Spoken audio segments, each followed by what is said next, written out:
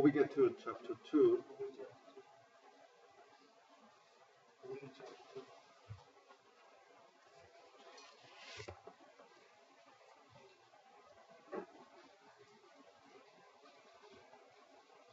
um, right, one of the examples that we did the last time was the financial application. Um, the module needs to be uh, installed before you use. I know that is the reason all of yours didn't work. Um, Here, I think this is in chapter 1, the module, chapter 1 and section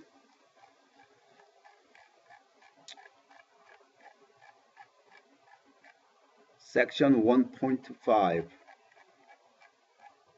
and there is a table explains how to install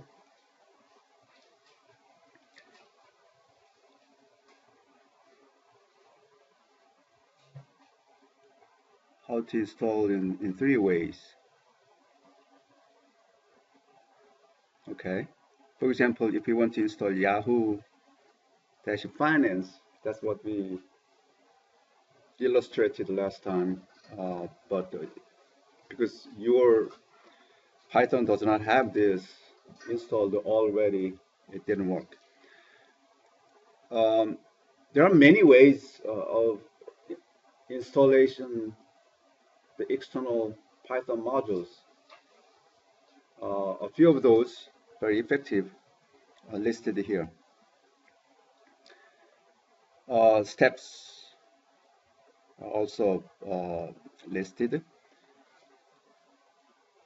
I think I need to divide this.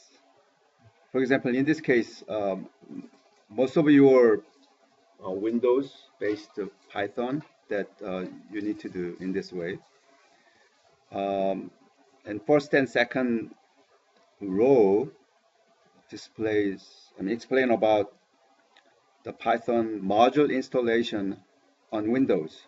Third one here, this is workable, doable MacBook, or Linux operating systems. If you have a Linux and Unix operating systems, then you may need to do in this way. This is very simple and very straightforward. Of course, your laptop needs to connect to the internet.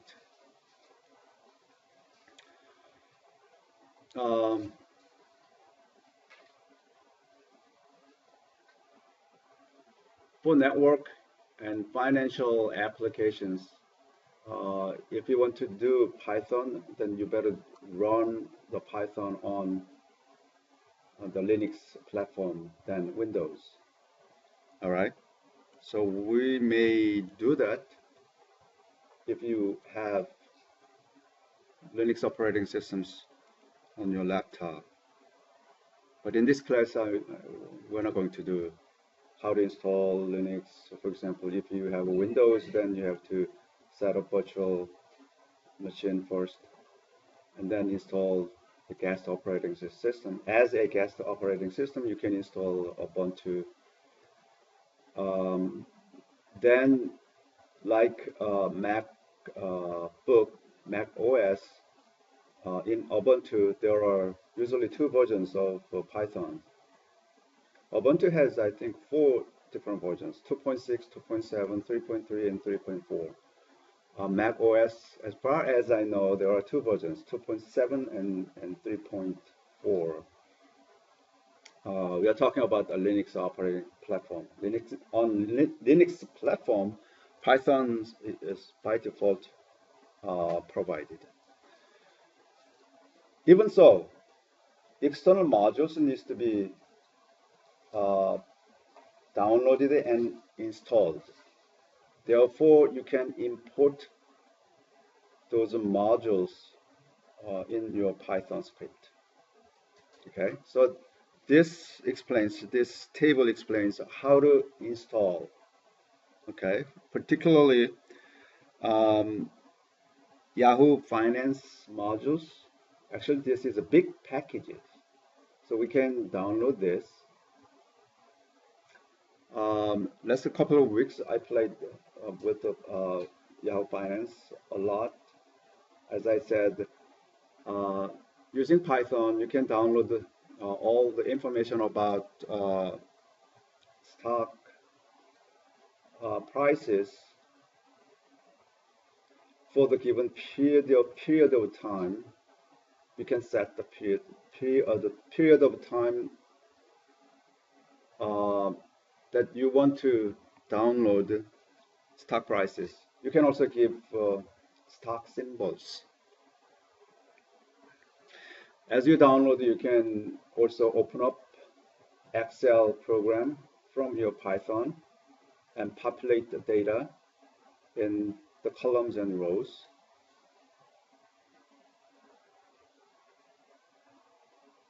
Also, you can read the Excel data by Python script and save it as a regular plain text file. Those files can be read in R. R is a statistical packages. R is a separate, has nothing to do with Python. But there is a way of running all from your Python through some other um, adapter program. There are several adapter programs available. One that I recently used was PY for Python, R, that's for all, serve. So PI to all services uh, sits in between. You have to install that.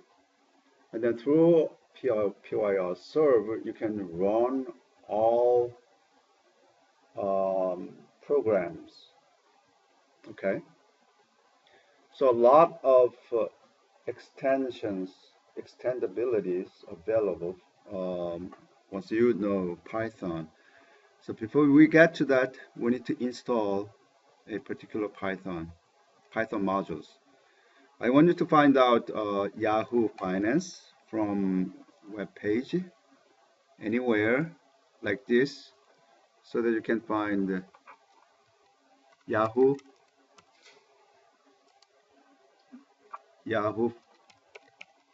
Finance, and then you have to say Python module.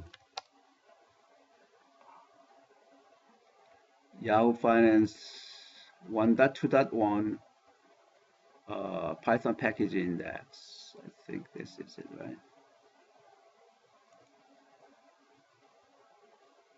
All right. So you can download this Python Yahoo 1.2.1 zip. Then it should be saved. In my case, download. It's already saved. Wow, already saved. It's 1.2.1. Okay. So I want you to do that.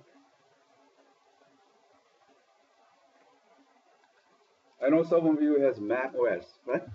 Who's Mac? But if you do not have a PIP, PIP is a tool to download Python modules.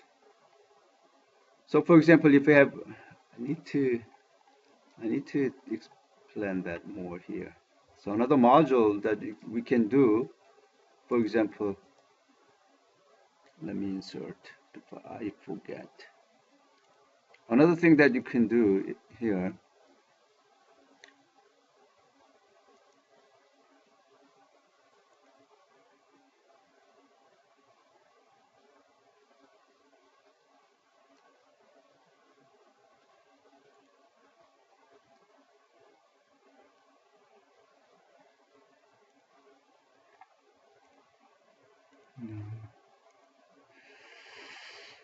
Before I do this, you can run in this way. For example,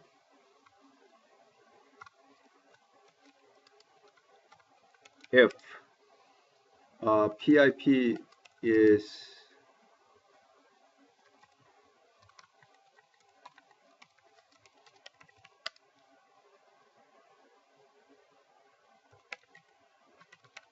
platform, doesn't matter Windows or Linux, then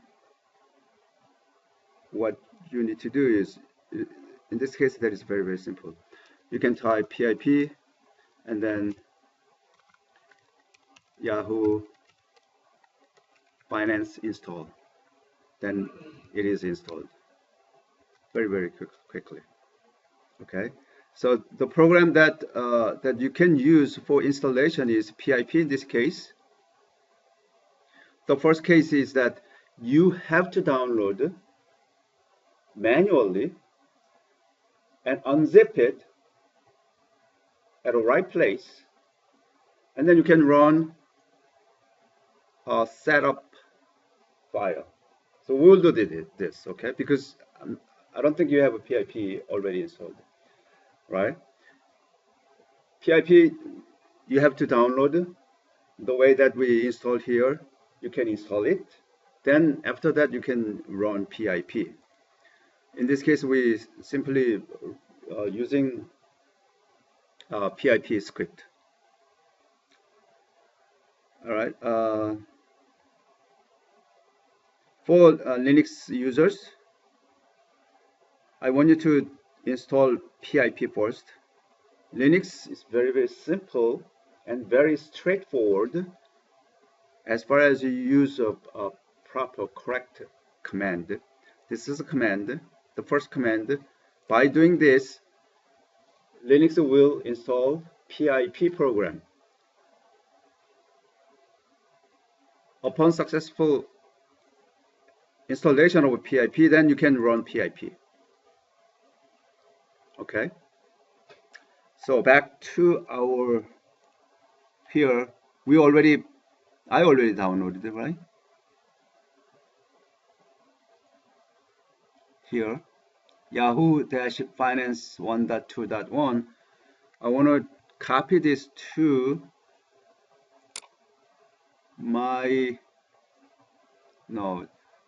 I need to copy that to Python 3.4 directory where there is libraries, LIB, capital LIB. Then I can copy it, and it is copied there.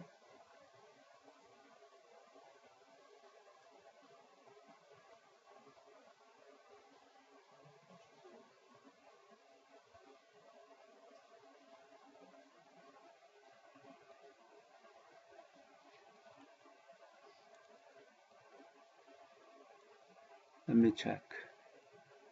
I think I already had Yahoo Finance. Where is it?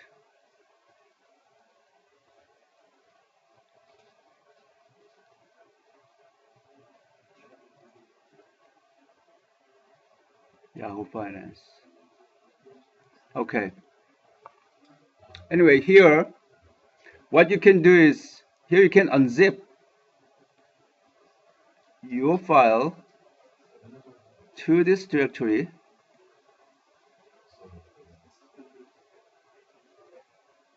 Is it unzipped?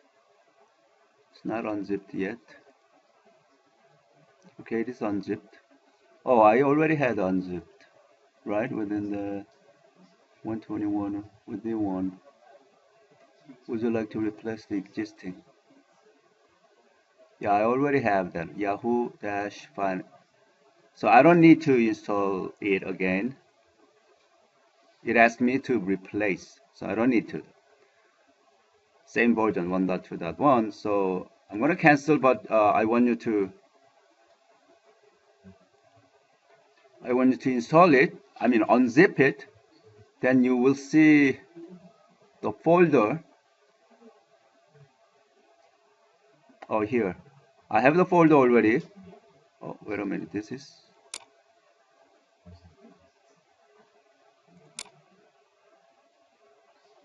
Oh, this is right now. Did it again. All right. What you need to do, if you open up that folder, Yahoo-Finance folder, all the way up to, I think you need, same name appears twice. In such case, yeah, I did it 2 times, but this is a new one. Do I have older one? Doesn't matter. So open up to where there is a setup file. Okay. Then you need to do as we did before. The command windows. Open up command windows, and then change the directory to that Python 3.4 / Python 3.4 cdlib.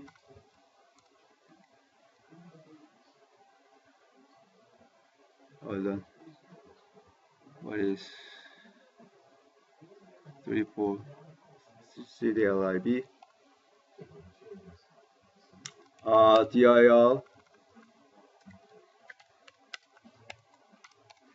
Then I have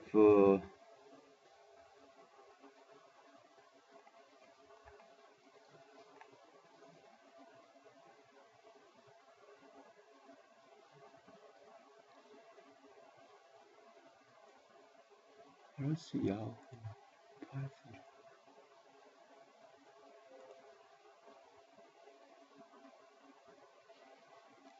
cdy. I do have, but I don't have. Okay. And then I can change it all the way down to where there is a script file. I mean the setup file here. So you can find the setup file, setup.py. This is a Python file. What you need to do is, as you run, for example, C:\Python 3.4 -Python. This is the way that you run Python program. And then you run setup.py program. One thing that you have to make sure that after this you have to say install. Okay? That's what I here. Run Python and set up and install.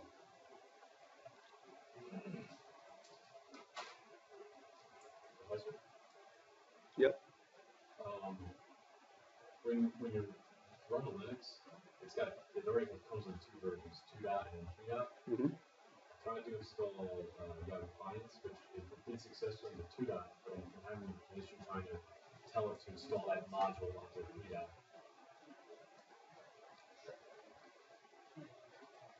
The running Python 3, I think you should type Python 3, right? In Linux rather than Python. Python 3, then it runs Python 3.4. Although, yeah, I know to run Python 3.4, when I did the app for the sudo apt-get install Python pip, I'm sorry, when I did the sudo pip install Yahoo Finance, it only put it into Python 2. 2.7. Because Python 2.7, although it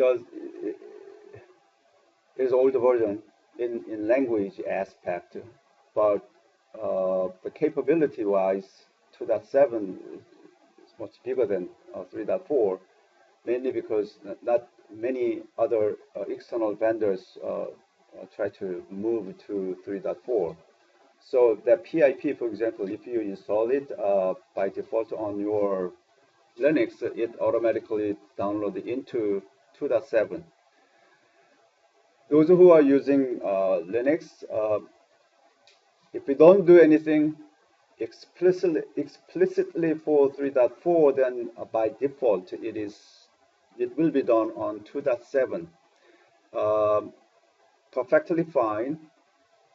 But if you move to 3.4, many times you have to change the source code and here and there, a lot of hassles. But 2.7 may be okay for a while. So maybe in your case Well, also. I want to use it for 3.4. 3.4. When I bring up Python 2 and I go to help modules, Mm-hmm. I see Yahoo Finance there.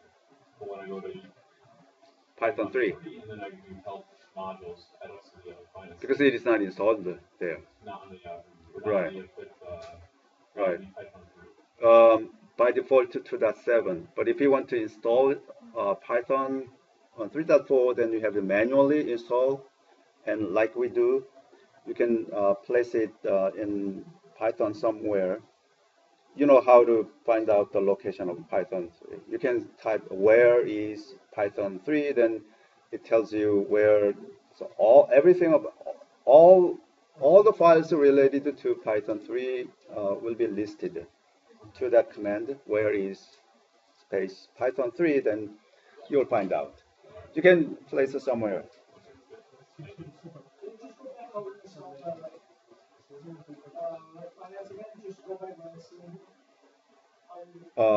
Command here.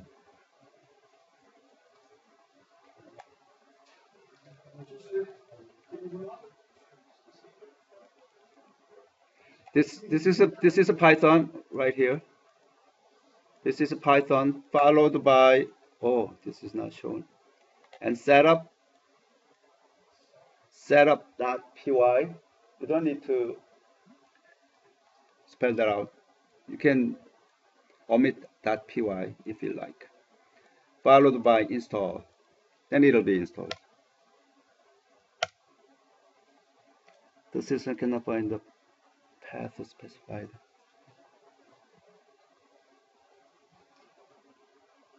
Oh, typo.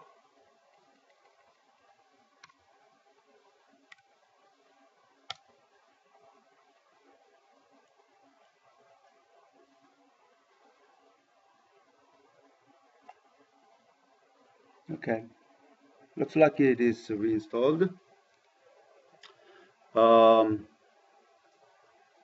Then you can run Python and try to import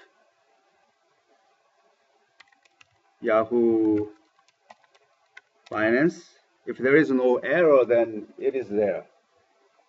I want you to make sure. Once you install it,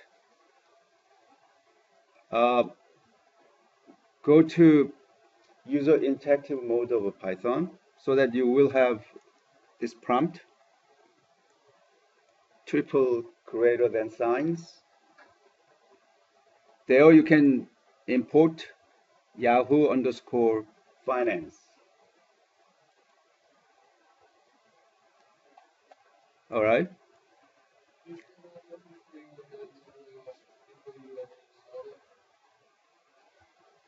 What was the question? Okay, where? This is the command. Python 3.4 Python space setup.py and install.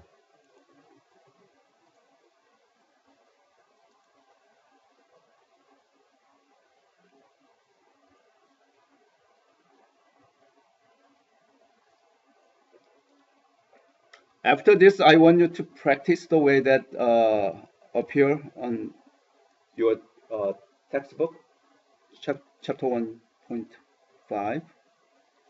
See here. I want you to practice this. So we do this quick and then move to chapter 2. Anyway, many times you have to You need to install, you need to download the Python packages, modules from the internet and install it. Okay, let's try it together. If you already, let's see, where am I? Yeah, I'm there. So you can do from Yahoo _ finance import share. And then we can do STK, stock equals share Amazon, AMZN, okay? Then it'll bring Amazon stocks. You can name something that you are interested in instead of this if you want, right? And STK is the variable that holds all share information about Amazon, but it is not really downloaded yet until we have this one. We need to go to get historical information. All right. So what we need to do is, because we say STK is a share of Amazon stocks, but we need to specify, we need to get the historical data for the period that we can specify here, 2.14-1-1, which is January the 1st, till 2.15-10-1, which is October the 1st, yesterday. Let's try to do today, see what happens. And then we have to assign this information to we can say the A. So variable A holds all historical data for that time period, and then we can do print A. Those are the Amazon price. The recent one, recent one appears on top, I guess. It's moved up. So for example, July 17. I think we need to, I want to make this from this year. To make short, I'm going to make this to September the 1st to October the 2nd. And then I can do, I want to print that A. Print A. This is the outcome.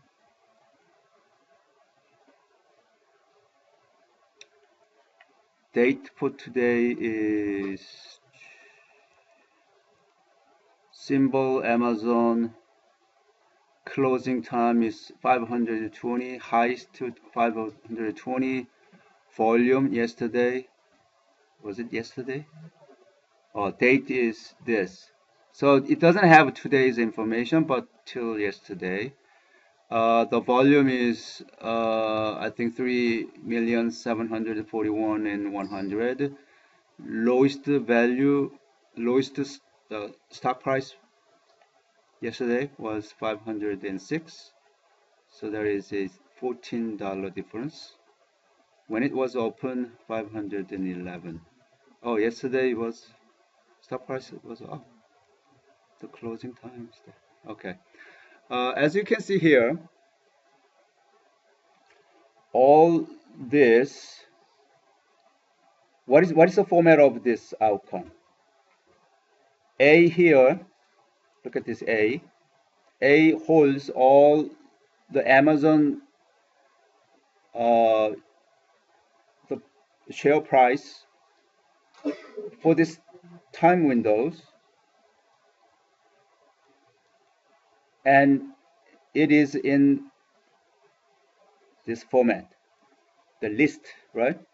This is the list, square bracket, and at the end that is another square bracket. That square bracket means that is a list. List of what? List of curly brace. What is a curly braces?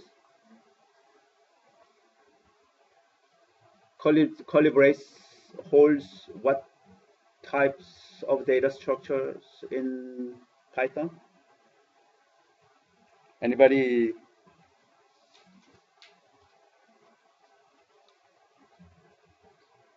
Python has 3 built-in data structures: list, dictionary, tuple. Curly brace is dictionary. Look at this. This is a dictionary. Dictionary has a series of key and value pair. Key and value pair has the delimiter colon. So we can say, what is the symbol? Symbol is Amazon. Excuse me. What is the value for this? Then it appears here, and so on and so forth. This type of key and value pair, list of key and value pairs, is very nicely matched with one data format widely used for internet programming, which is called JSON. Okay, JSON. JSON, I think it is a JavaScript JS, JavaScript object net, object something like that. So it is always key and value pairs. Okay, it's not really efficient format of data, but that is secure format of data if we want to send over the internet. Why? Although some of the data are missing, let's say I received only data like this up to here. Then finally I know, oh, what is this value? Oh, there is a volume. What is this value? Oh, that is a low, but somewhere there is missing. I can always figure out what it is. Although we received a partial.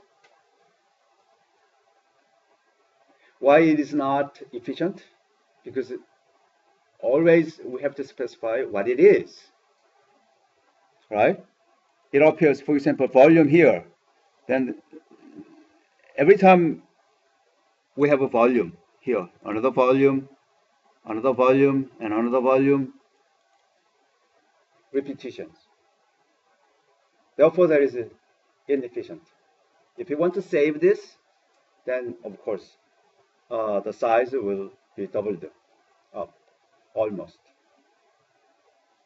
But still, this is secure. Secure means we can get, once we have a partial, then we know what it is up to that partial points.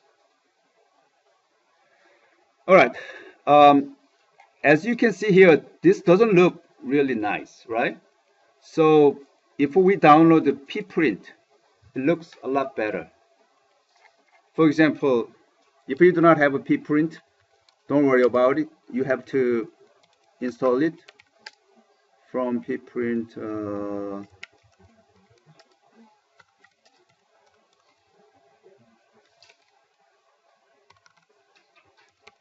Pprint, and then I can do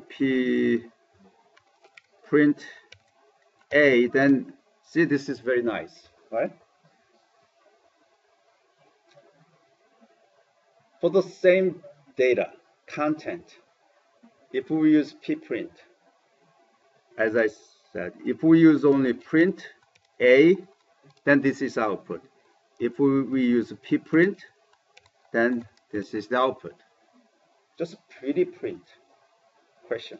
Right now, is your variable A, is it a dictionary? Is it There's a list of dictionaries. A list of dictionaries. So it has so many dictionaries.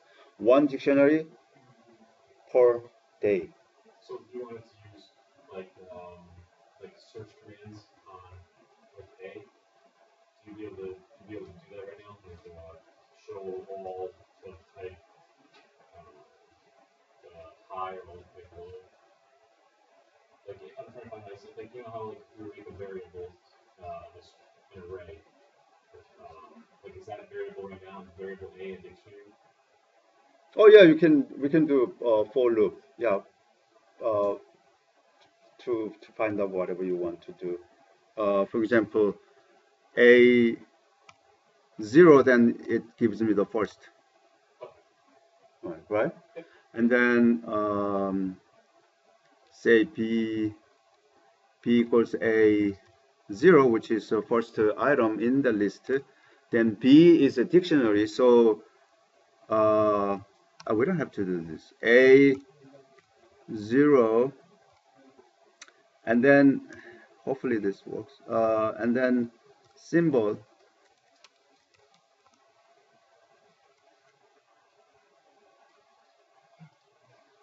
Sure. Yeah.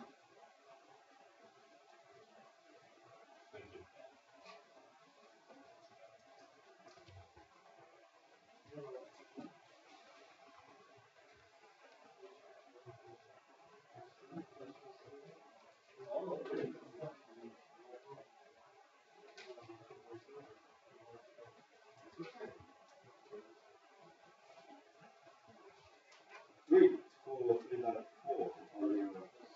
You have to do the great play carefully.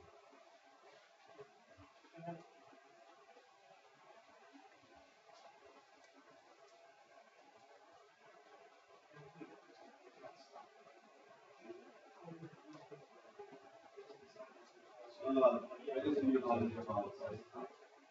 You have to know the symbol.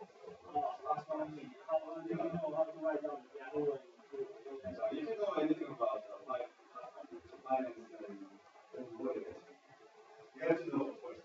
GOG is the symbol for Google stock, and AMZN is for Amazon. What? AMZN is for Amazon. Amazon. And this, you have to study a little bit of finance. All right. So we're not going to do that here. All right, let's go back to, I think it is enough, right? For finance. Okay. Chapter 2.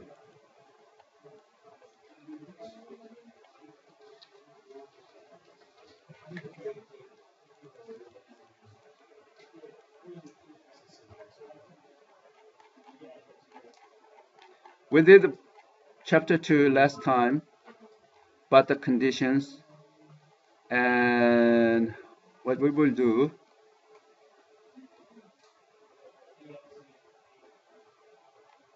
okay, exercise 2.1. Exercise 2.1, which is, I think, about page 6.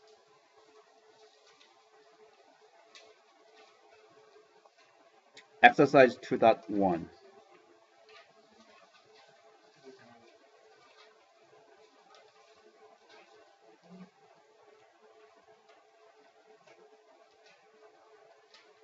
Write a Python script, say my fourth UI user interface 2.py that reads a user given temperature to convert.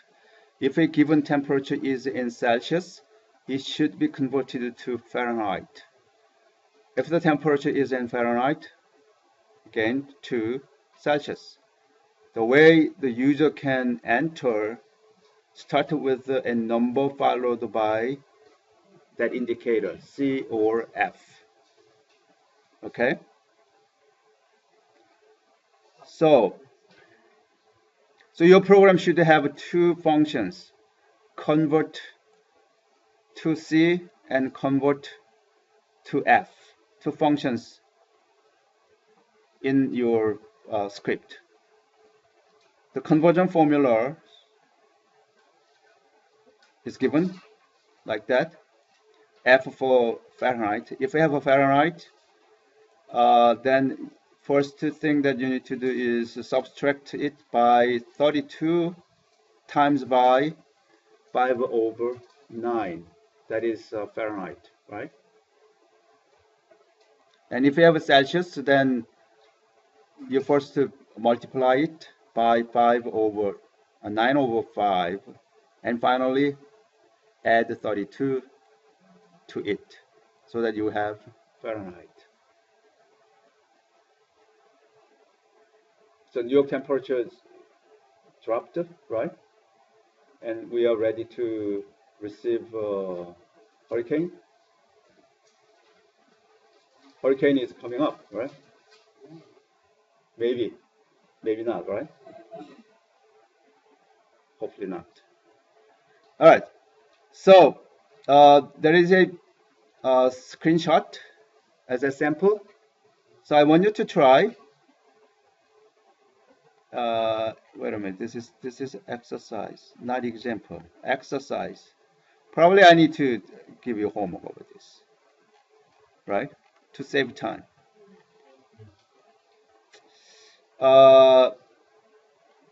Okay. That is a homework.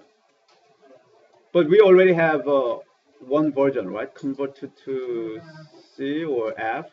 You already have one, but only thing that you have to make sure is that if you see here in this screenshot, if a user enter 23 space C, then by looking at C, so conditional expression is needed. By looking at C, it should invoke different function. If it is C, then you have to invoke conversion function to C. If it is F, then conversion function to Fahrenheit. So function calls depends on that decision, conditional decisions. So conditional decision is made based upon user input, second value. Another thing here is that user mixed number and character, right? First user input should be number, so that is the temperature. And then second input is the character, indicating Fahrenheit or Celsius. So you have to identify a little bit. So the user isn't entering two variables; it's only entering one variable. No, two variables. Look at this sample. 203 and C, or 73.4 and F. So the program saving it is 23 as an integer and then C as a string. String, and then make decision. If it is a C, then call C function. If it is F, and call F function. But it looks like when after enter temperature followed by C or F, it looks like that's just one user input though. I mean, there's two. It is. Okay. So what you need to do? You can split. Split. Oh, okay. Split. Then first and second. Split, and then if you ask user to enter comma, for example, well, you should enter number, comma, and some other value, comma, and comma, comma. Then you can split it based on comma. Simply, the delimiter is a white space, then split. There's a function, split, open, and close parentheses. Then it's split based upon white space. So first element you treat as an integer or float. Second, that indicator, character. Um, Instead, we'll look at this. It's a little more than that. There's a conditional table. For example, if we have the applicant for cybersecurity master's program, you're all right. This is a fake. This is not really the way that we do. But for you to understand, this is a very complicated table. How can we interpret this table? It's in this way. We have applicant states, this by age, 31 to 21 to 30, 31 to 50, and 51 to 70. Up until a few years ago, we have a 65 years old student. But now, students' age becomes younger and younger and younger. The applicant states hold associate degree, bachelor's degree, master's degree, and PhD degree. From time to time, we have master's students already have PhDs. PhD in other disciplines. They come. Okay. This time we have none, but few years ago we have a couple of PhDs studying masters in cybersecurity. Okay, so what happens here is that our decision. If somebody has associate degree, doesn't matter the age. As far as association degree, then ask him to take bachelor's. So we can assign him to bachelor's program, BS. Somebody who has bachelor's degree already, but it's not really old.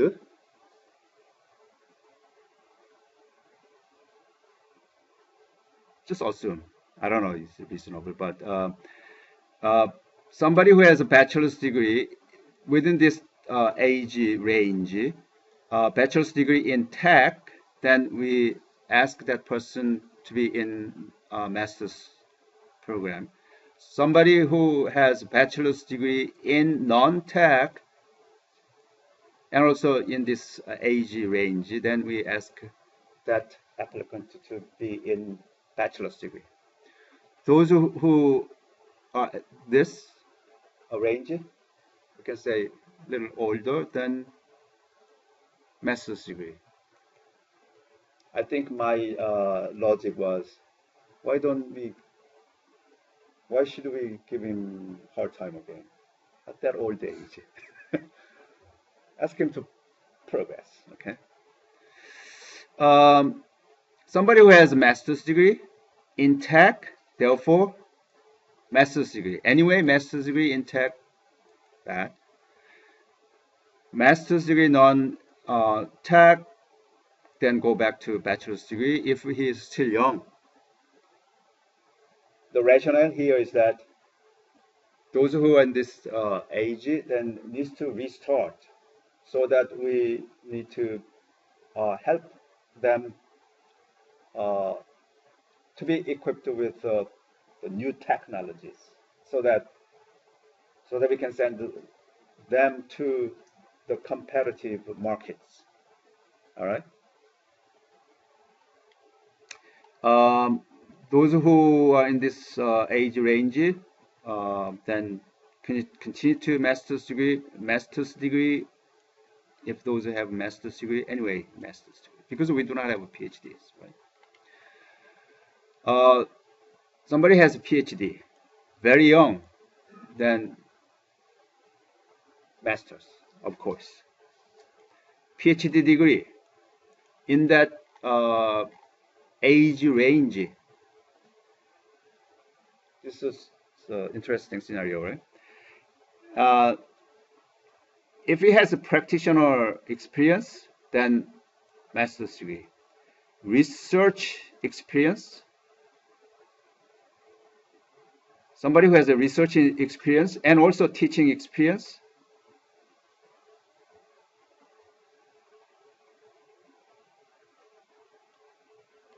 then master's, research experience but no teaching experience, then research.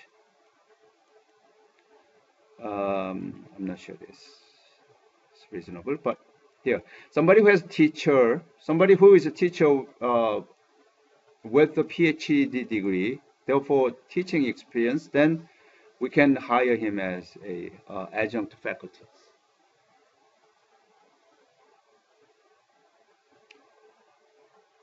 But no teaching experience, teacher but no teaching experience, doesn't make sense. But anyway, then that is master's degree.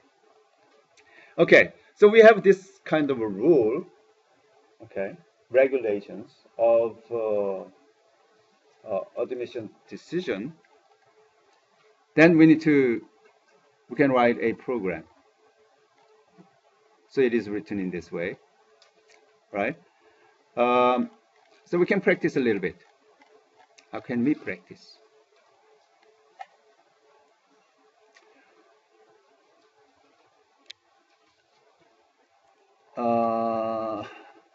Here. Say if degree is AS, then decision is BS. Degree is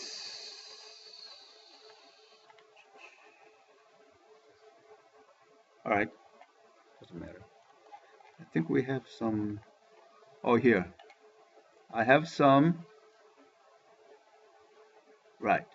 Some example. This is a screenshot. Screenshot of that. So another screenshot. The program that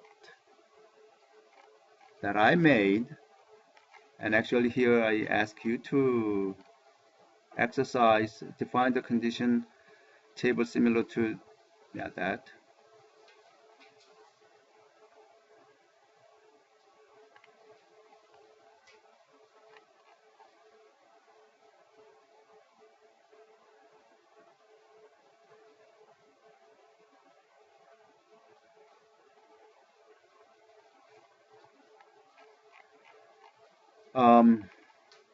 Okay, decision. I want to practice this Yahoo for conditional expression. Let's try to use Yahoo. I think that is simple. So what we need to do for that, we need to create a file. Let me get out of this and then change it to my directory 15F. Okay, and then notepad stocks.py. Let me put it the file name stocks.py. I want you to change it to the directory where you want to save your Python script now that can handle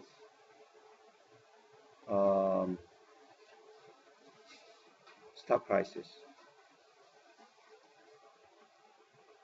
Okay.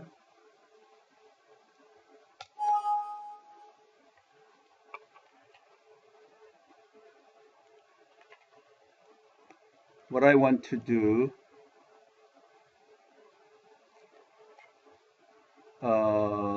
similar to that. So let's start from Yahoo _ finance import share pretty print. Let's forget about that pretty print and try to use for loop. For loop and conditional expression both will be practiced today. Okay, for loop. For loop is in this format.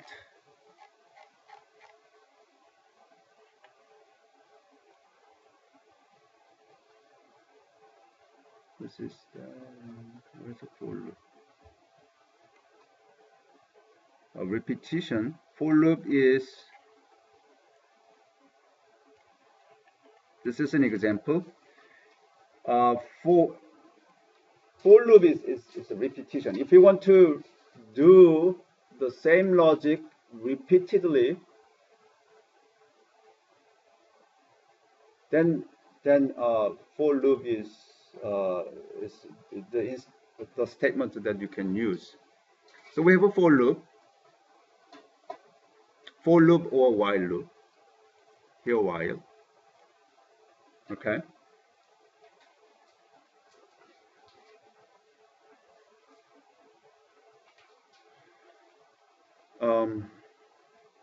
I think we need to practice the for loop before we create this file. So leave this file open and now go back to Python.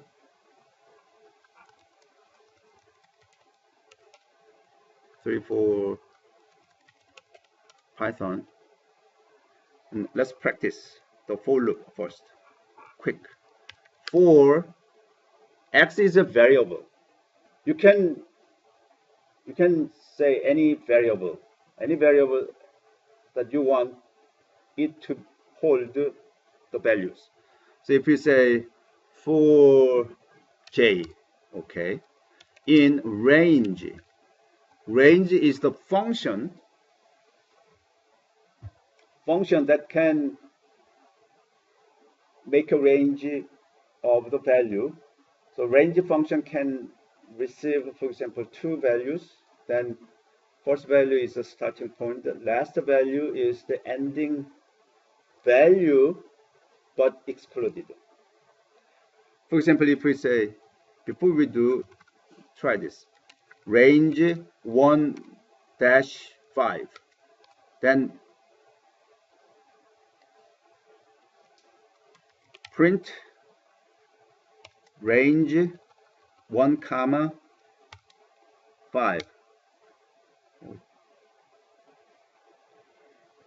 It's not really, don't do anything. So we have to do for loop. For any variable. For I in range 1, 5. This is a statement for loop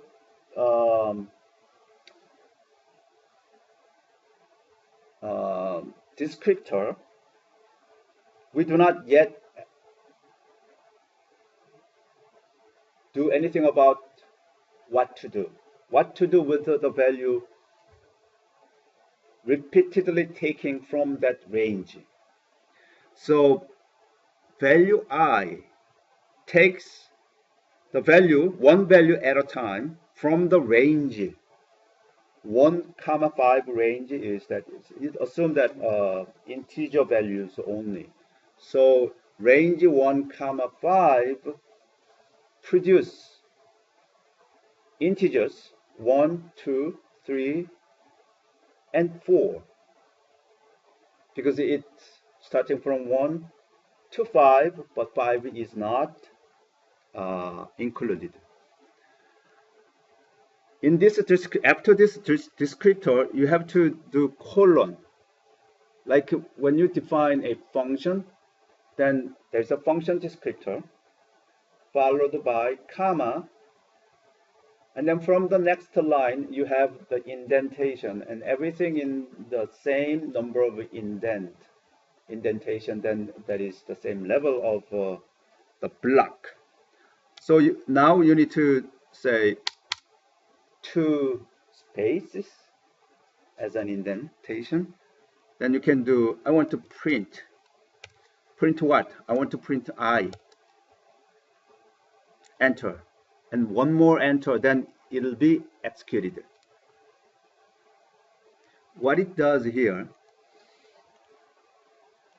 if you look at these statements, as I said, range produces the number, integers. And for loop takes one value at a time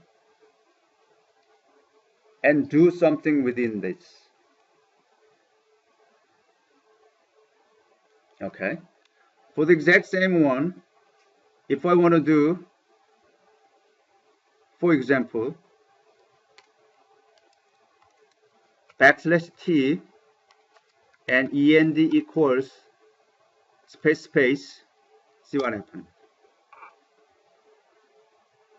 Oh, no. We have to do this and this. Enter. I want you to take a look here. If you compare this and that, the one that we looked at already, difference is in this print statements. In the print statements, what it specified here is, I want to say I. I want to print I. I is one value from the range at a time, and then print tab, and then print another argument here.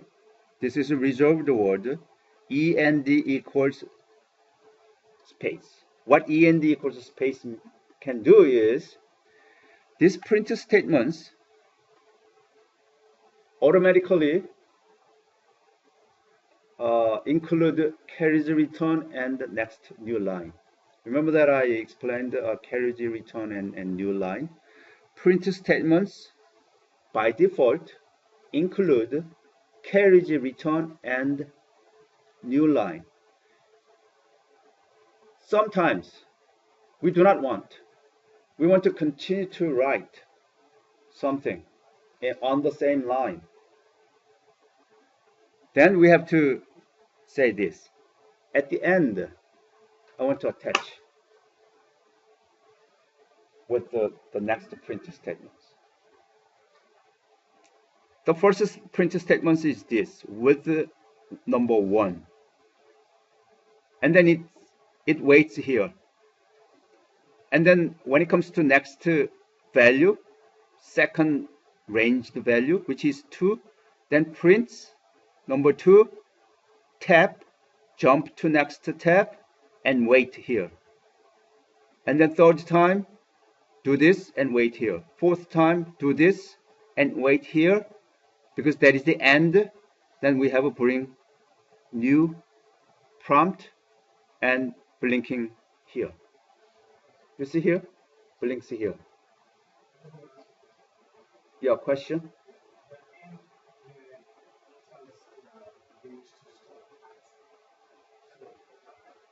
What did you say?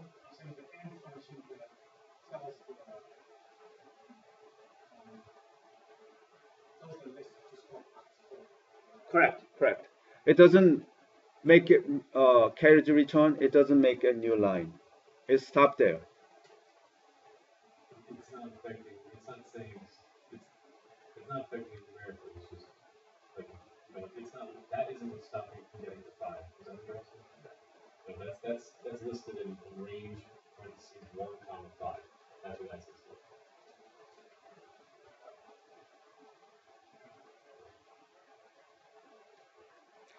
So my question, after you do this, how can you bring this to front, the next page and the first line, next first position, this prompt, right here now, it blinking here, right?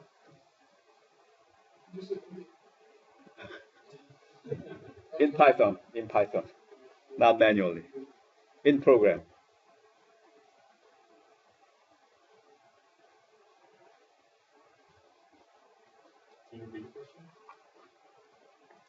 By executing this, can we automatically bring this prompt to the first position of the next line? We have to change it. We have to change the end equals to backslash n. No, there's no such thing. Very simple. Oh,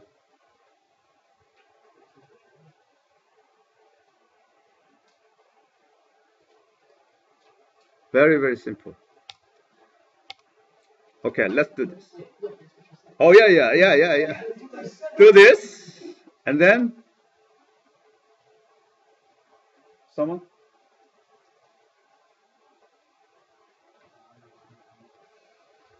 do this. And right here, Chris, Andrew,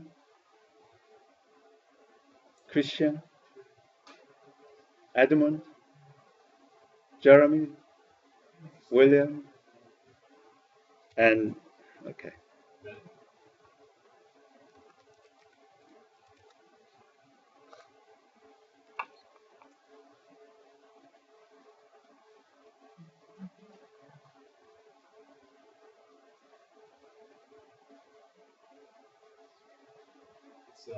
It was a space station.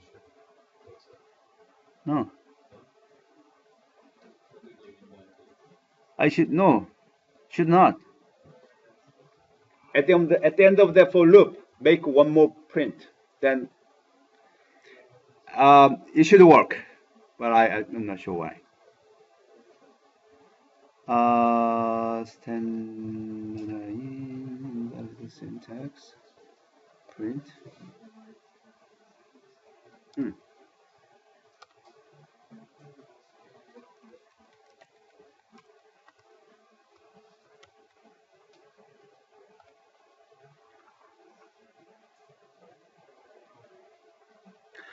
What I'm trying to say here, here. This is two statements. This is one statement is the for loop. It ends here, and then this is a finally after this for loop, we want to print.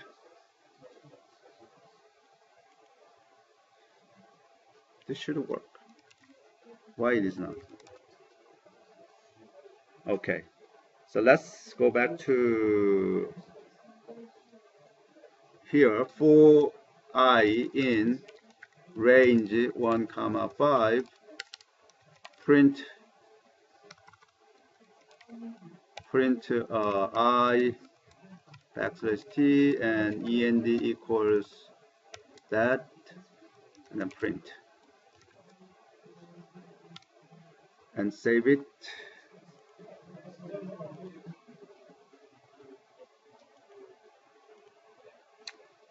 And then I said there is a stocks. Save it. What I'm going to do is, and then stocks py.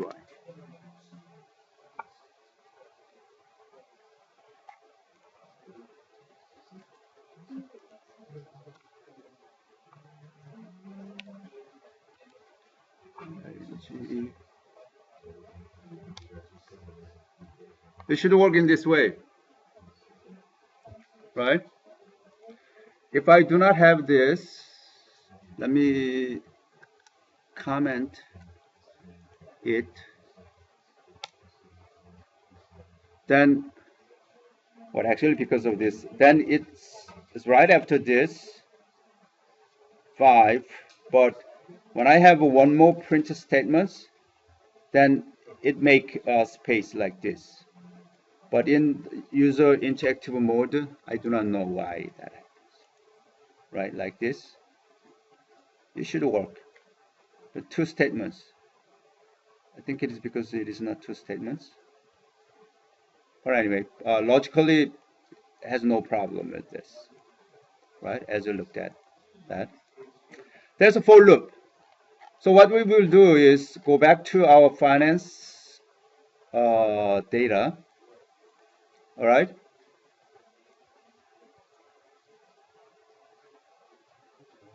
So instead of range, we want to put the list. Okay. Put the list. I want to put list here. So if we say if we use a range function, then it'll generate a list of numbers. But in this case, we want to put explicitly a list of symbols, stock symbols, so that you can do Goog for Google, and say what else? Let's do Amazon.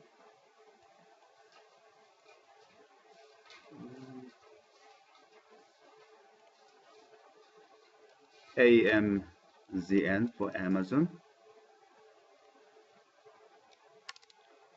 And then say stock, SK equal SHARE.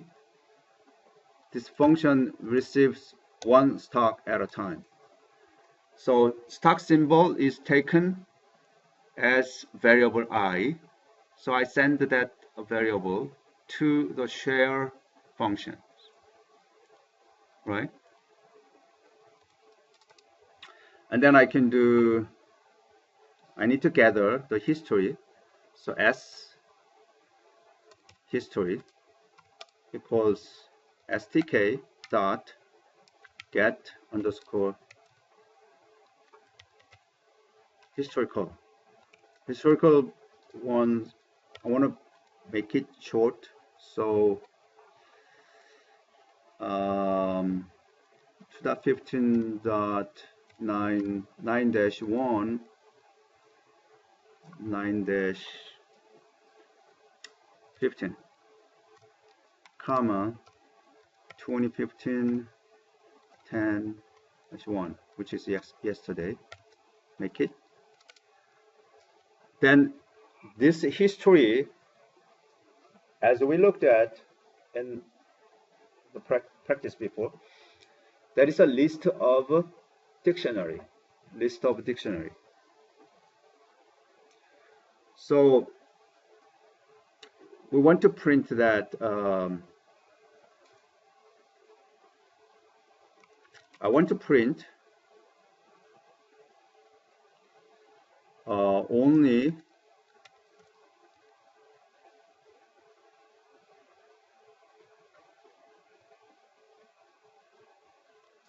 the first one, and then symbol.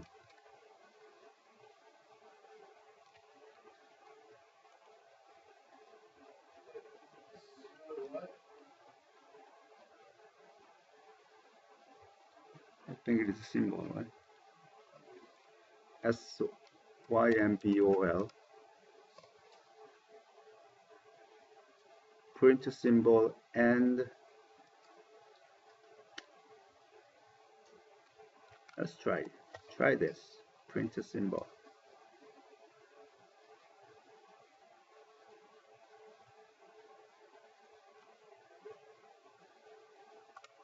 That's it. And save. Save as. Stop. Save.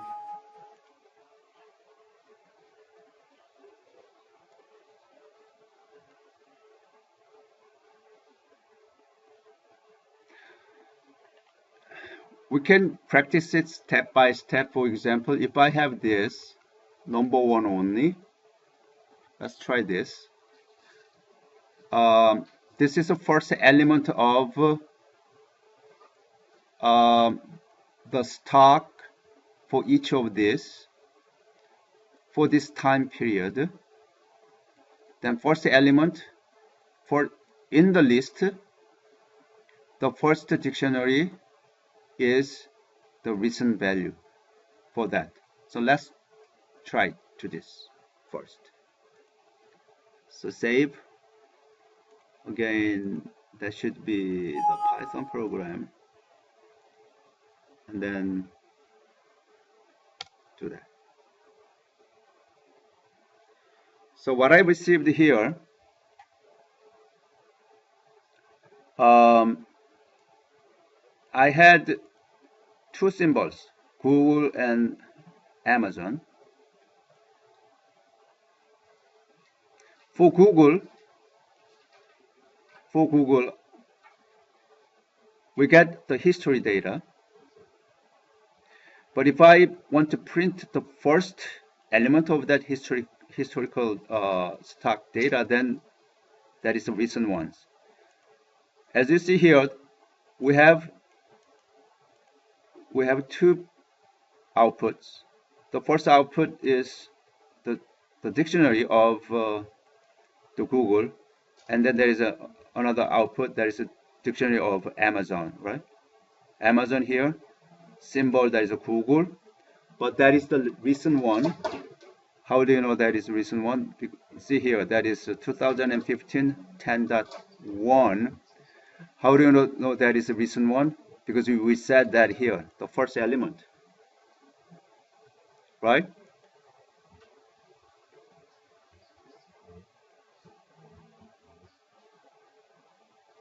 We can extend a little more as a practice. If we want to do print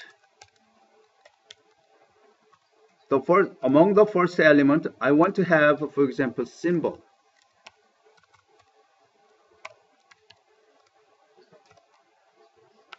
And then tab, followed by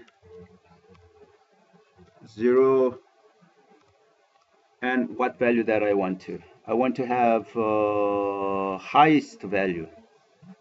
So we can type high.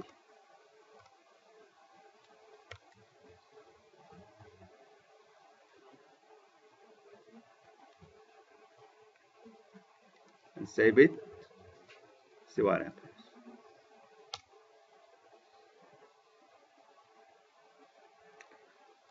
There is an error because oh, it's not high. Spell.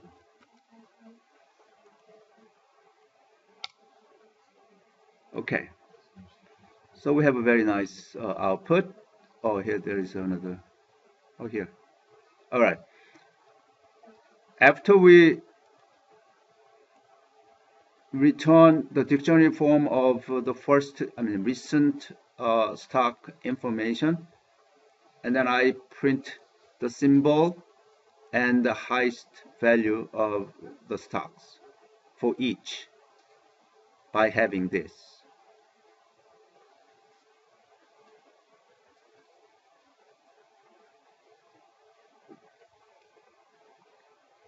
So this is for loop, right? If we want to put there, for example, the date also, another tab, and then the date is called date. So SHIS, the first element, but I want to put the key is said date, right? It says date. This is the one that we used.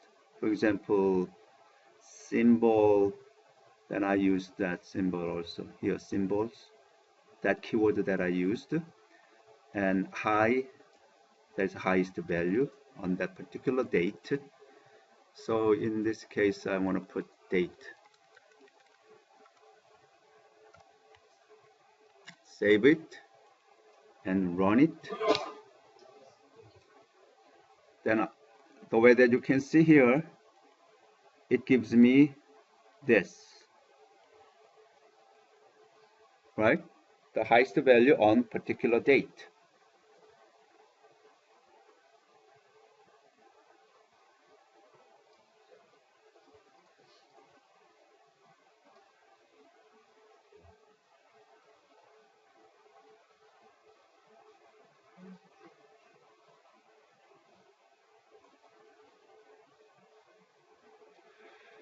Here you might want to do, we explicitly specify here the first element only. Can you do this repeatedly by having another for loop? So we have two for loops. We have external for loop, which takes one symbol at a time into our consideration. Then outcome is full list of stock information for many days. Now I want to do can we print each date? So another for loop. To do that, I want to comment this out. This is too long, right? What I want to do is here another for loop, j in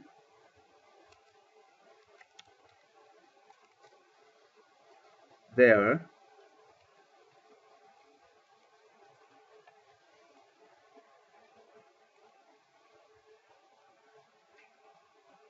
and then I can do make another indentation.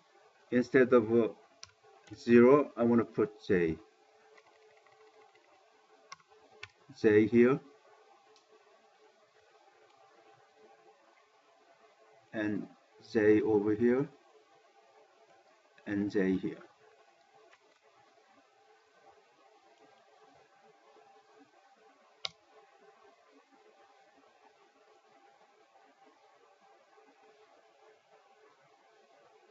Must be integer, not dictionary.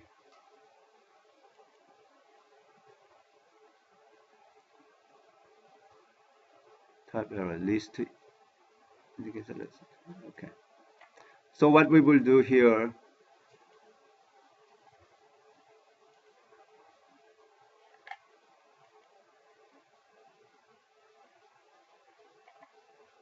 oh no, I'm sorry, this is still, yeah, that is a j. J starts from there.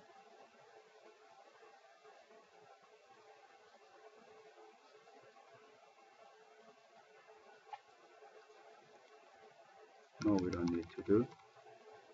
I think j here, j here, and j there.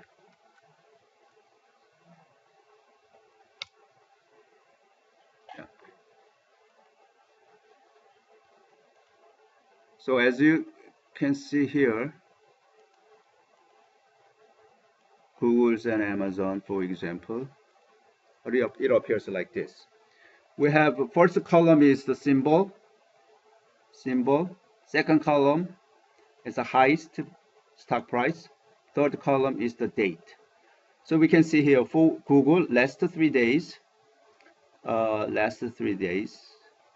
No, well, not last 3 days. In this is consecutive days. 650, 637, and 638. So it dropped and a little bit back up. For Amazon, we have recent ones. Yesterday, 520, and then the day before, a little lower and lower. Remember these days, stock price slided down and back up a little bit. That's what we can see here. So what it does here is that this holds the stock information in the list of dictionary. So this is a list of dictionary. I want to see each dictionary from this list. So J is each dictionary.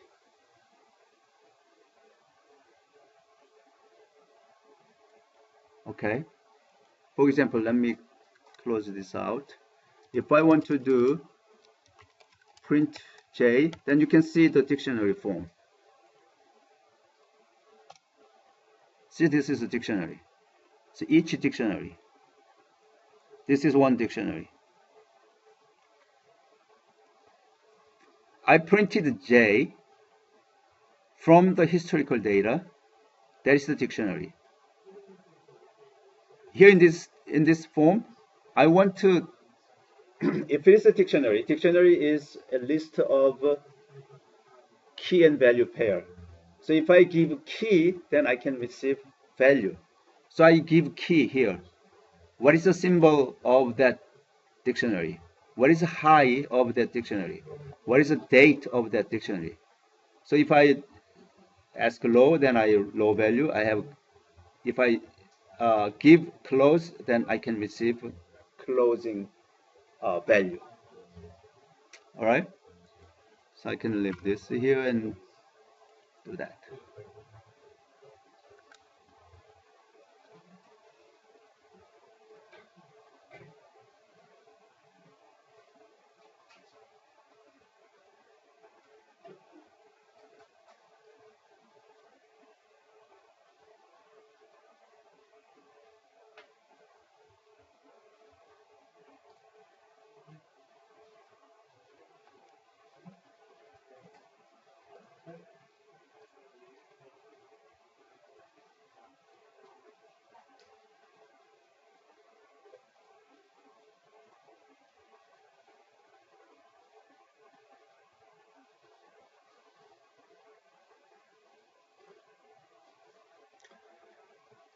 Now we can practice the conditional statements. If I want to, for example, I want to see the high value is greater than 510, only in that case I want to print. See these statements.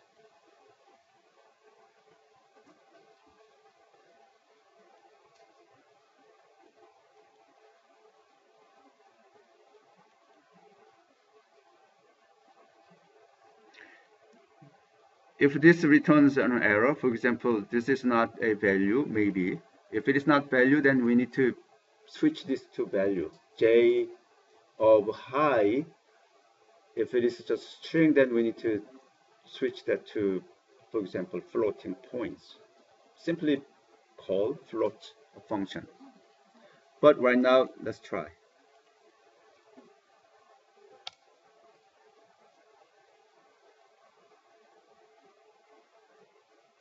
That's what it is, right? It says we need to switch to that. So let's say float.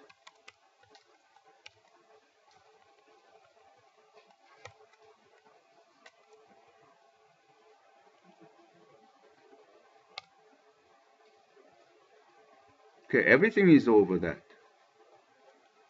Let's try 550.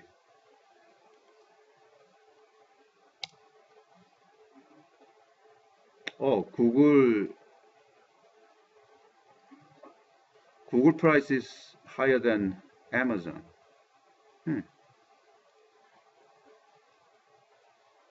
So what we can do here,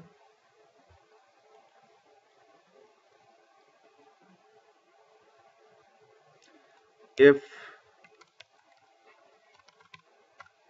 J symbol equal Google,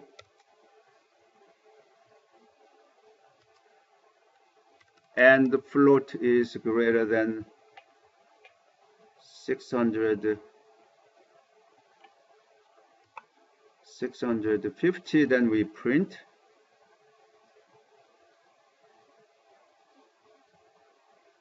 And similarly, depending upon the different situation, if it is Amazon, then 550. 520. 630.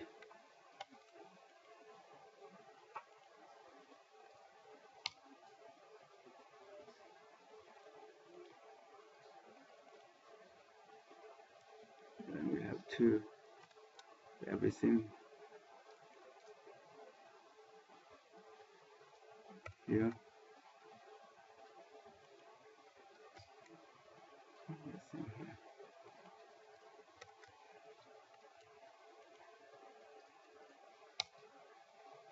It's invalid. Syntax error, invalid syntax, and %. Just one single n.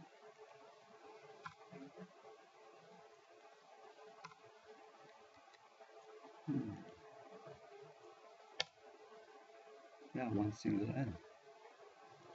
We don't need to do.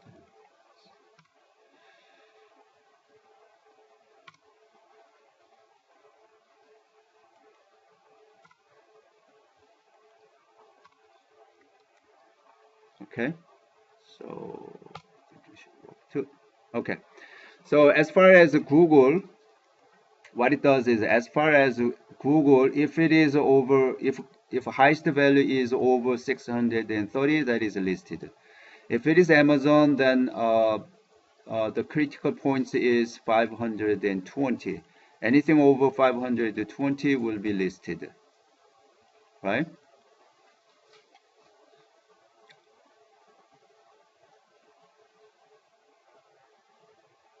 If we change this to little high, 530, then we have a shorter list. Shorter list. 540, even shorter. 640, I'm not sure how many, but very, very, only this. Google has only one day higher than 650, 640, and Amazon these many days over 400 and 540.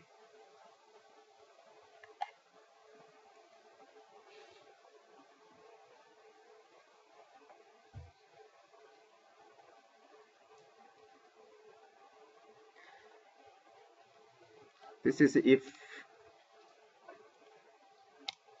statements.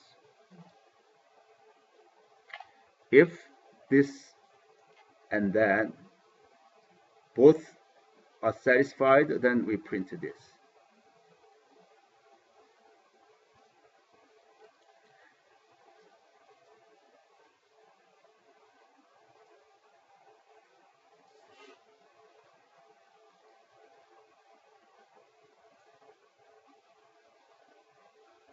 So this example shows you how to use for loop twice, how to use if conditional statements.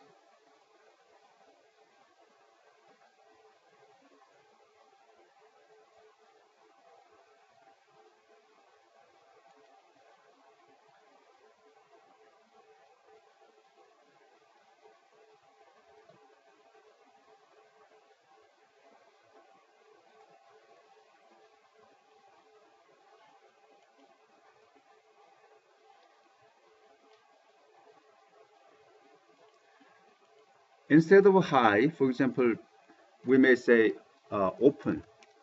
I want to see if it opens high.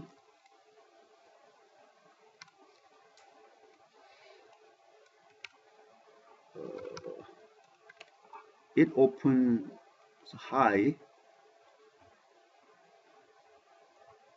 Print that. And then we have nested if statements. And if float j of high is, this is greater than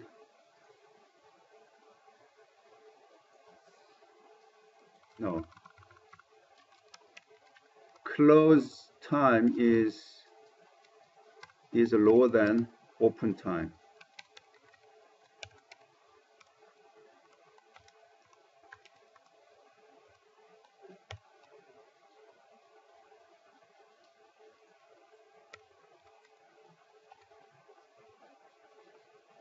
Then we want to print these statements. Print statements, we don't need to do symbol again, but I want to make another tab, 2 tabs, and I don't need to do this.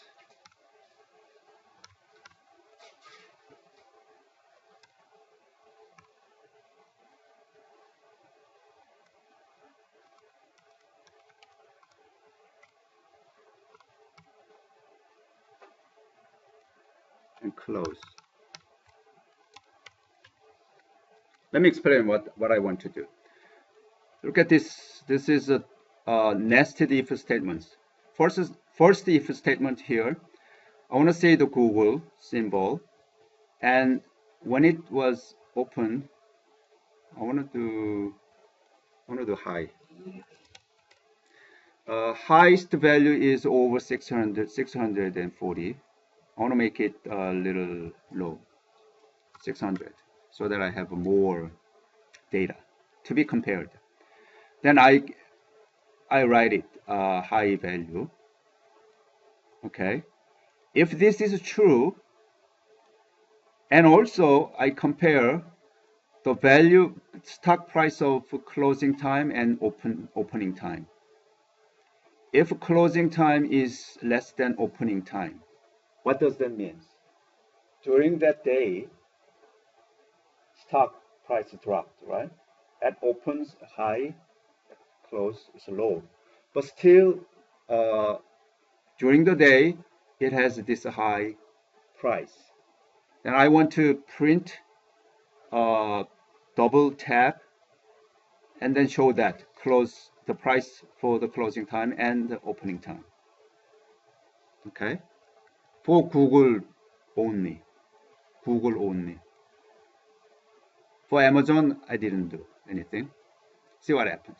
Okay, so run it, save it, save this, and run.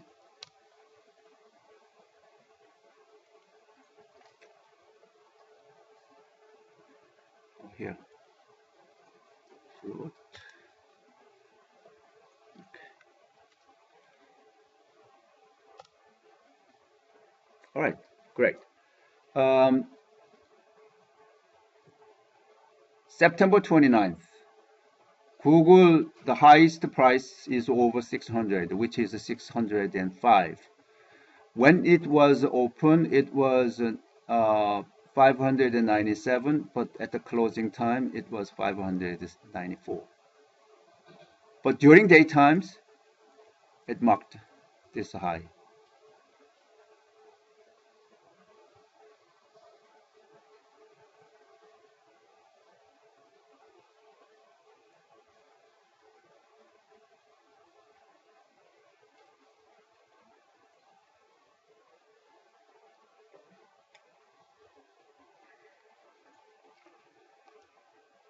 Okay, I want you to think of this. I'll leave this terminal on. Take a look at, and we will take about 20-minute break.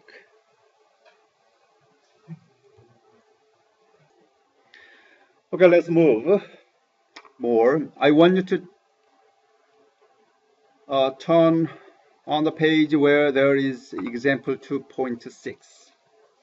If you see this 2.6, you may be able to get the answer of exercise 2.1, which is the temperature conversions program.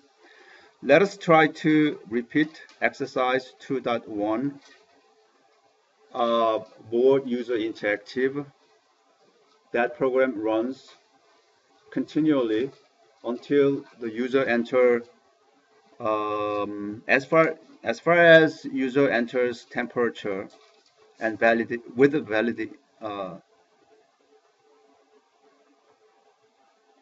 whatever that is, right? The example terminates at the time of string input instead of a temperature integer. So we need to have a for loop. I want you to explain this for loop and want you to practice this. So code is given. We have definition. Convert to C by taking F. There's a formula. And finally return C. That is a conversion to Celsius. Okay, by receiving Fahrenheit and return Celsius.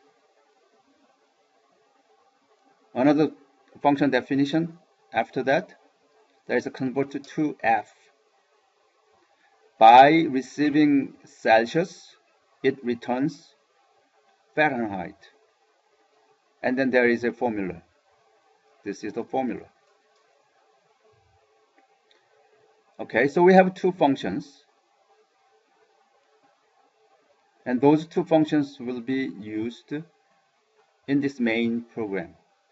This main program has while loop. While. Remember that we used so far for loop. If we use for loop, then there is a limited element. So that we use list, as we looked at, Google, a list of Google and Amazon, the list. Or another list that obtained from range functions. So we have limited elements given for loop. But that is not enough for us to do iteration. In this case, this is a user interactive. This program will continue as far as user enters the proper format of data. But it will stop if it does something differently, or if it enters the way it is terminated. So in this case, for loop, and then while loop, while small, right, followed by true. Instead of true, we may be able to put here some condition.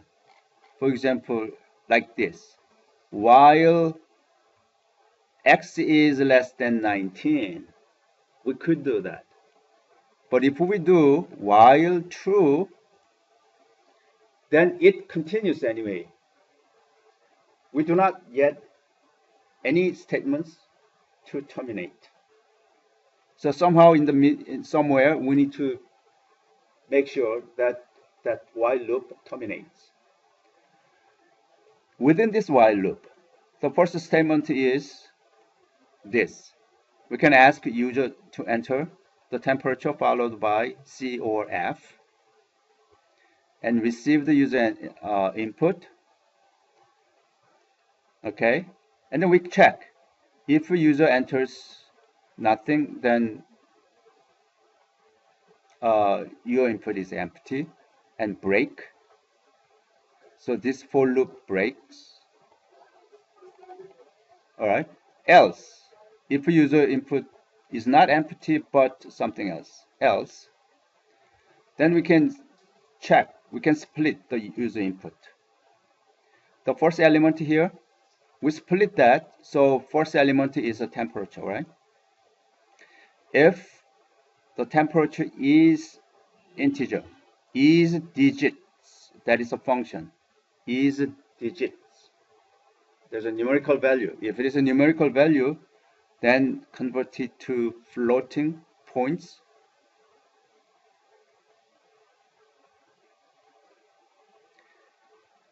Okay, and after that, we can check whether user enters C or F.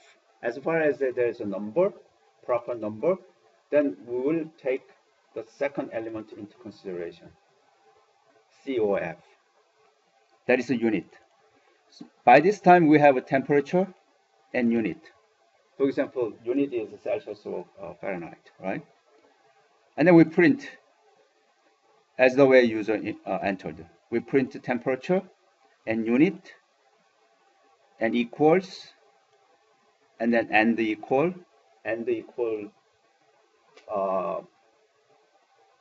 empty means we'll continue to print on the same line, right? That's what we looked at.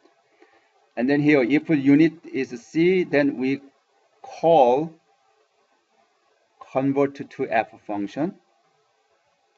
If a unit is F, we call convert to C function. If it is not the case, then finally we say this is not the temperature and we break. And then say thanks. That is the end. Okay? So example of that here. In this screenshot, I run it, and then it says enter temperature followed by C or F. And then first time user didn't do anything. It's empty. So it kicked you out.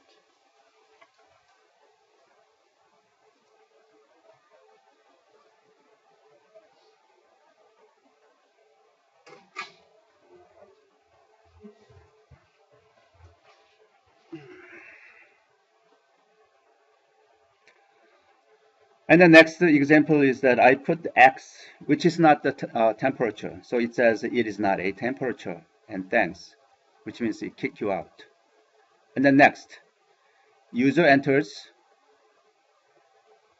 the input properly, 45 and C, so it converts 45.0 C, which is a Celsius format, equals 103.0 F in Fahrenheit. And you can continue to ask, enter temperature followed by C or F again, then user enters 88 F. So 88.0 F means 31 ... and C, and continue to ask. Okay, so this run example is from this code. So I want you to practice this as is. Okay, right now.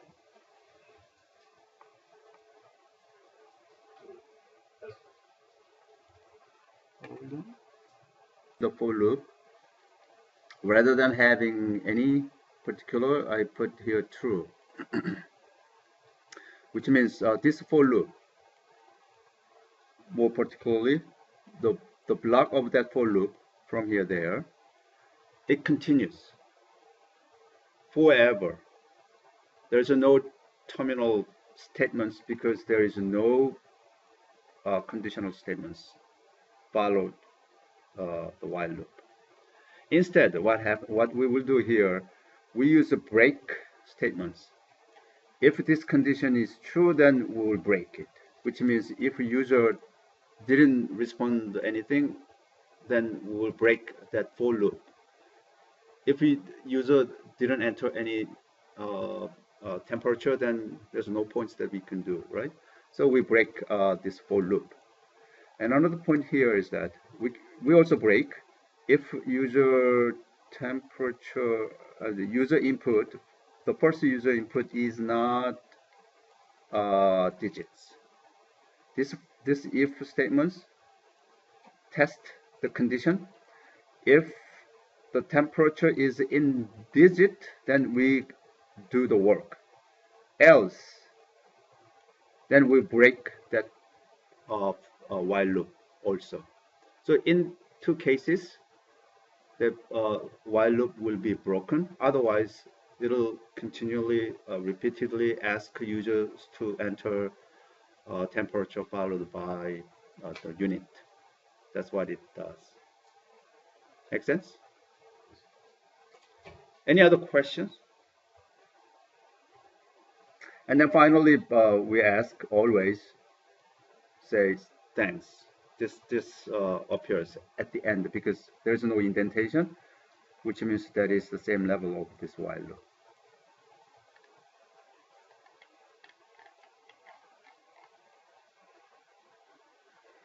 So this example illustrates both while loop and then for and else statements.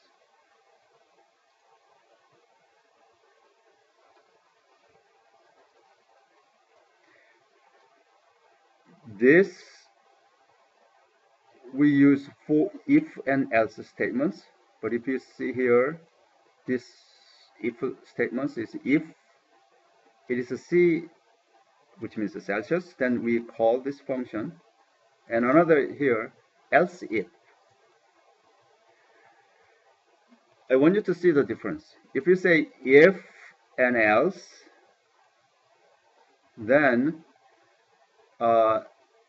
the condition in the if statements, if it is true, then do the action in that if statements. Otherwise, whatever, if it is not digits, then we terminate. That means else. Only if this condition is true, then we do this. Anything else, then we terminate this for loop, while loop. That's what it does. If you see here, if and else if, there is no else. But I check if and else if only. If it is C, then we invoke this function to print. If it is in Fahrenheit, then we invoke this function. I cannot say else here. You know what I mean? If it is a C for Celsius, then we run this. Instead of else if I say else, then other than C, it goes to the other conversion program. It doesn't make sense. We invoke this conversion program again by checking if it is Fahrenheit, right? And after this, of course, you can do else. Say else.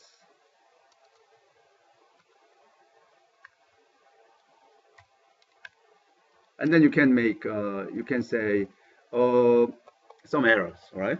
And therefore you can kick him out also. But I didn't do that here. Anyway, it is. What happens if it is not the case? For example, user enters some temperature followed by some other characters, but F or C. What would happen? Somebody said 65 space A rather than F or C. F or C cancels. Right. Only if it is F or C, then it activates one function over the other. But if user enters something else, the first two digits correct, and then second character is not C nor F, then what will happen according to this logic?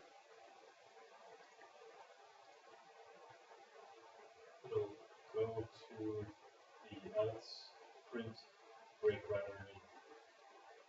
It goes all the way back up here because this is the end of this while loop.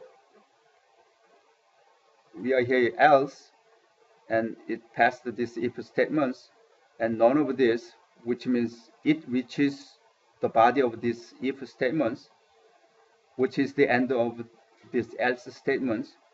Then we go back here inside the while loop, still while loop. So it'll ask again and again. It's the right temperature, but did not know what it is, right? So because I have that program, if I modify it a little bit, see what happens. That is a little bit of a modification, okay? So let me go back to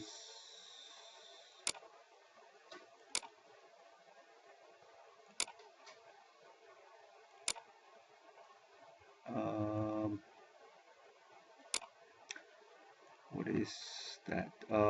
My 7 loop temp. So my 7 loop temp. So I'm going to copy this to extend a little bit. So I can say B-E, and then I will open this file. And my question was, after this, we could do else. Then we can say, we can make another comments here.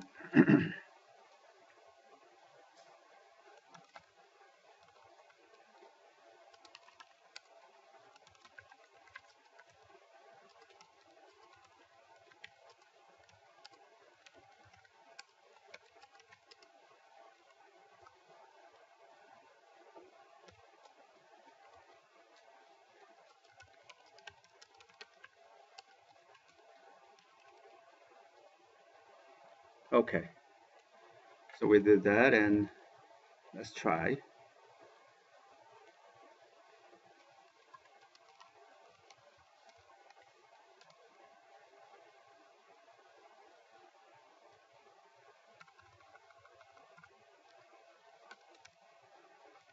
Seven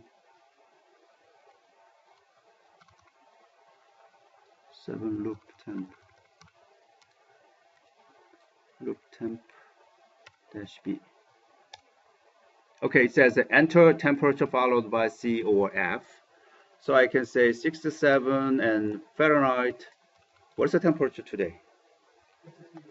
53 Fahrenheit. 53 Fahrenheit here at Dobbs Ferry. So then it is 11 Celsius. You may feel, those who knows Fahrenheit systems, 11 degree is pretty chilly, right? And then somebody said 67 and A. There's no unit temperature A. See what happens. It says, please do not forget to enter F or C when you come back. And then it takes you to the initial prompt. It says enter temperature followed by C or F. So you can say, for example, don't know what, and what happens? It says it is not a temperature, and thanks, goodbye. Right?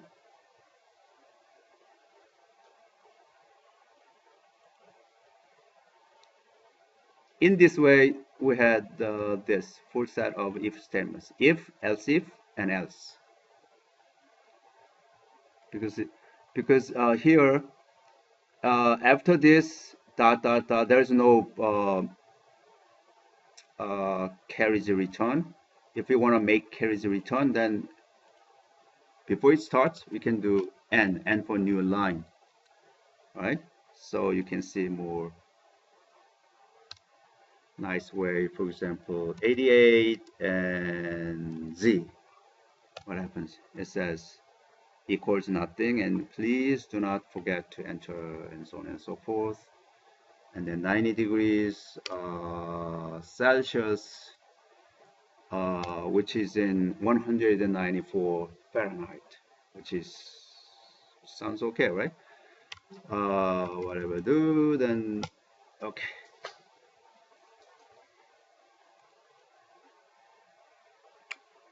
Any additional questions?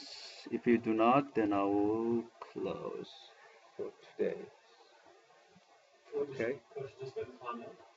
The program, it won't recognize a initial negative temperature. Oh, in our case? In our case, the program that we wrote, it won't recognize an initial negative temperature. So if it's a Hold on. negative. Let me try. That's a good question. So do this if I do negative 7 in Celsius. It is not a temperature. 7, yeah, that needs to be taken care of. If we do this, split, what you need to do here as a debug, you can print temp to see what it returns. Okay, so that we run, and then negative 9 Celsius, see what happens. Oh, it takes negative 9. Negative 9. Print negative 9. That is okay. Only problem here is that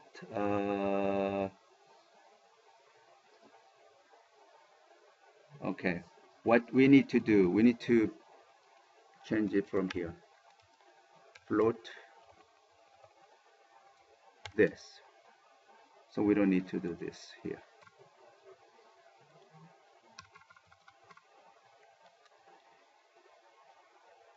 Okay, so here -9 and C is not fully defined. Negative is not recognized here. That is the issue of the function built-in float. I mean the Python. It's not something. It's not really doesn't make sense. This Python, as I said, is not like a complete and sound programming language. It is evolving. So something is not really functioning and reasonably the way that we understand in mathematics. Okay.